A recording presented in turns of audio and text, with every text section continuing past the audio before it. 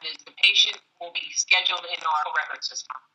And then the patient and the provider each get an email in our telehealth management platform. They're both told, join the virtual medical room that way. And the appointment's scheduled in advance. This is sort of a urgent issue. Let's chat right now, Okay. So they avoid having to travel to the medical center or the outpatient clinic where they would normally get care. They don't have to worry about the parking garage, or if they're running late, they don't have to worry about a missed appointment. This way, they can have this appointment either in the comfort of their own home, or they can be on a smartphone, iPhone, iPad, desktop, whatever's convenient for them. So we're starting to slowly get some more and more patients that are going to school, like yourself, who are veterans who may not be able to fit coming down here for a medical appointment in between their class schedule. Okay. So one of our providers might be able to see them at, say, 6 p.m. in between classes or after class, so they could just have this app on their smartphone and they can have the video appointment with the doctor from their smartphone to here. So for home telehealth, it's patients with the following disease conditions: congestive heart failure, diabetes, hypertension, or chronic kidney disease. Those 4 disease management protocols. If there's a provider who's seeing a patient that meets certain criteria for our home telehealth program, our home telehealth nurses get notified. They pre-screen the patient, make sure they really want to do this, that they're going to be committed to the program, because it can be up to 3 years, the program. And then they are sent a device to their house, and they're taught how to take their blood sugar, monitor their blood pressure, and they have to connect over the telephone every day with their numbers. And then our staff monitors their numbers just to make sure it's all what it should be. And if there's a number like their blood sugar is higher than it should be, they alert the doctor. Okay. I think the only setback is when the connectivity doesn't work, the technology piece, which does happen from time to time. Yeah. So what we do, for example, if you were a veteran in your house, what we would do before we would have you have the actual appointment with your doctor for the first time, our staff of technicians tests with the patient. We send you a test link like you and I just did, and we test to make sure you can hear and see us, and everything's set good to go before we set up the actual appointment with the doctor. But there are times when, for whatever reason, the firewall issue acts up, or you as the patient might be in an area where your Wi-Fi's not working or something like that. So the biggest downfall, I think, is just the technology when it doesn't work. Otherwise, the patients love it. There's an opportunity for you to have a virtual visit with your provider where you don't have to come down here face to face. It's like Skype. We always use the Skype, or I guess it's FaceTime that is the term these days, with patients, but they have to go through their primary care doctor first. So I've had patients call me and say, I want to do this telehealth thing. And I'm like, that's great, but your provider has to agree that you're a suitable patient, because not all patients are suitable for it. I would say reducing inpatient hospitalizations, especially with our home telehealth program, we reduce bed days of care and inpatient hospitalizations. First of all, I'm very lucky because I have a great team. The team of telehealth technicians and home telehealth nurses we have here are the best.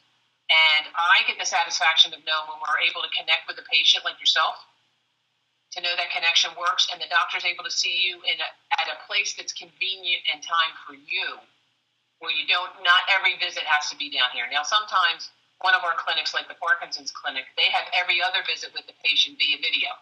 And then the next visit's face-to-face, just so they can check on them. So I get the satisfaction of knowing that the patients don't have to travel here as much. We are finding, so for example, just to let you know, I went down to the Philadelphia chapter of the AFL-CIO last week. And it's amazing that the number of veterans that are coming out of service don't even know VA healthcare is there for them.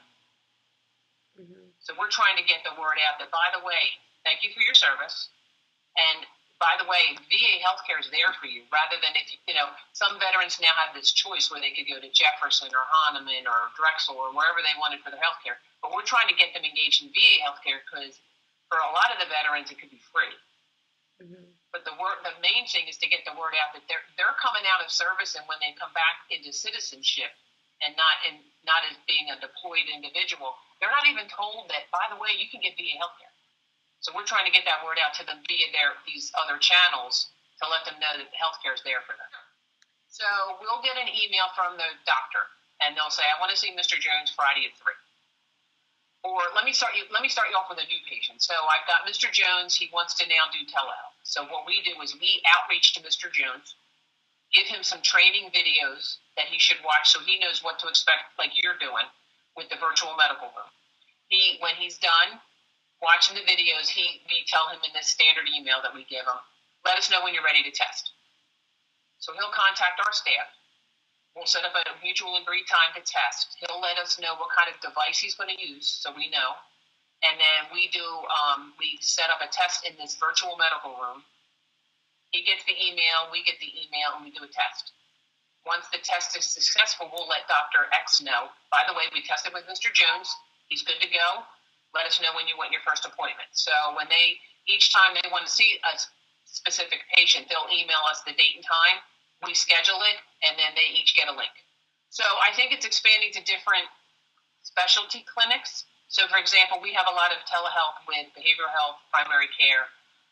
We have a doctor here who's our chief of the dental clinic to start doing some clinical video telehealth for dental.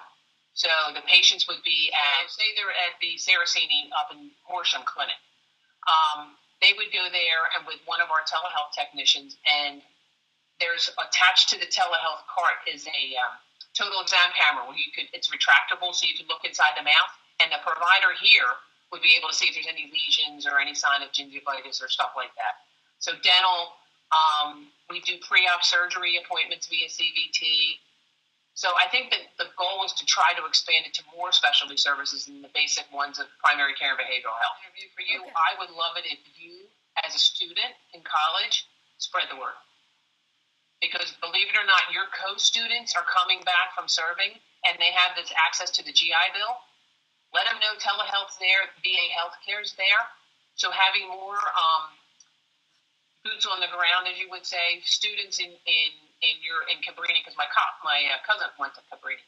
As a matter of fact, I think he's still there. He's on the lacrosse team. Oh, okay. Get the word out that, by the way, VA Healthcare is there for you as a veteran, and two, this telehealth modality is there.